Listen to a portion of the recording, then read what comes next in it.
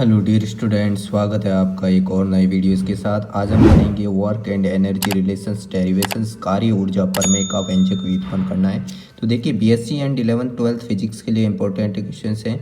तो पहले कार्य ऊर्जा प्रमेय होती क्या है, उसके बाद इसका डेरिवेशंस हम करेंगे एंड तो वीडियोज आपको पूरा देखना है इसको समझने के लिए, है ना, ताकि आपको पूरे में से पूरे नंबर अर्जित किए जा सके। तो देखिए कार्य ऊर्जा प्रमेय के अनुसार किसी पिंड पर बाह्य बल के द्वारा यानी कि एक्सटर्नल फोर्स के द्वारा किया गया कार्य यानी वर्क उसकी गतिज ऊर्जा के परिवर्तन के बराबर होता है, उसके काइनेटिक एनर्जी के इक्वलेंस होता है ना।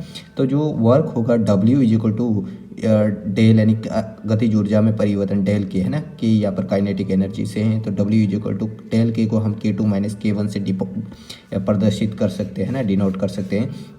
तो W इजिकल टू ये क्या है, इसकी कार्य ऊर्जा प्रमेय की डेफिनेशंस हैं। तो आपको कार्य ऊर्जा प्रमेय की डेफिनेशंस पूछे तो ये आपको लिख सकते हैं ना। फिर देखिए माना एक m द्रव्यमान का पिंड u वेग से गतिशील है ना। तो हमने कोई चीज़ मानी कि m द्रव्यमान का जो भी पिंड है तो वो कौन से वेग से, u वेग से, प्रारंभिक वेग यानी u वेग से गतिशील है ना। इस पिंड पर बाह्य बल यानी कि बाह्य बल के द्वारा कार्य करना है। तो बाह्य बल द्वारा लगाने पर पिंड का वेग जो होता है u से क्या हो जाता है, v। पहले m द्रव्यमान का पिंड था, उसका वेग u वेग था, तब जब पिंड पर बाह्य बल लगाया तब उसका पिंड के वेग क्या हो जाता है, वेलोसिटी v हो जाता है ना।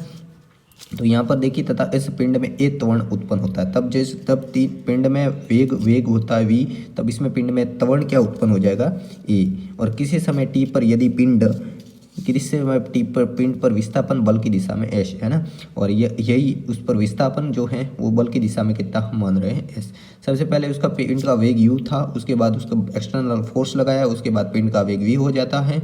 उसके बाद जो वेग v है उसी पर उसका त्वरण का मान a है और उसके विस्थापन का मान s है, जो एक साधारण सी परिभाषा होती है, इसमें कोई अलग नहीं है ना। फिर देखिए सबसे पहले हमने फोर्स लगाया तो F इजिकल टू क्या हो गया, ma। हमें बताया कि F इजिकल टू होता है m, द्रव्यमान और त्वरण के गुणनफल को बल कहते हैं ना। तो F इजिकल टू m, इसको हमने इक्वेशन नंबर फर्स्ट समीकरण नंबर 1 दे दिया।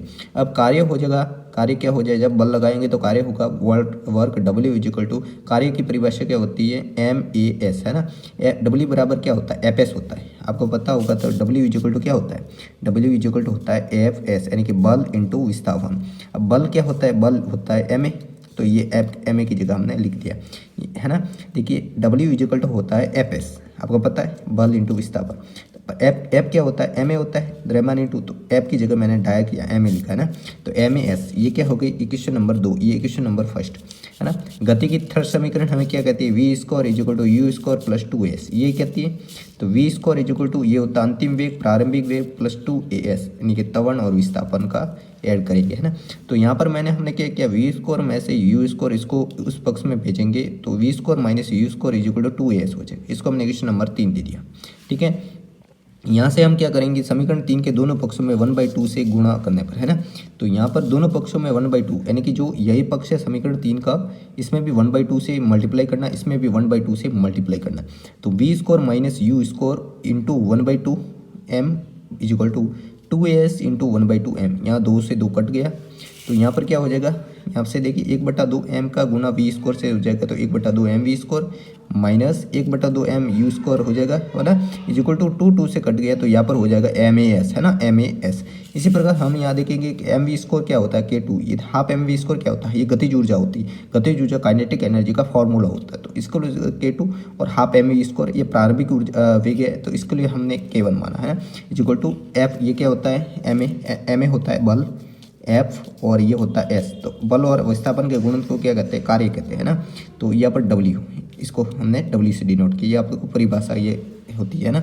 तो बल इंटू विस्थापन क्या होता है, कार्य, तो W। तब K2 minus K1 is equal to W, तो इसको लिख सकते हैं del K equal to W। जो हमें सिद्ध करना था वो हमने सिद्ध कर दिया, यही कार्य ऊर्जा प्रमेय का व्यंजक है। Thanks for watching the videos, मिलते हैं नए वीडियोज़ के साथ, तब तक के लिए धन्यवाद। ऐसे ही वीडियोज़ के लिए चैनल को सब्सक्राइब जरूर कर देना।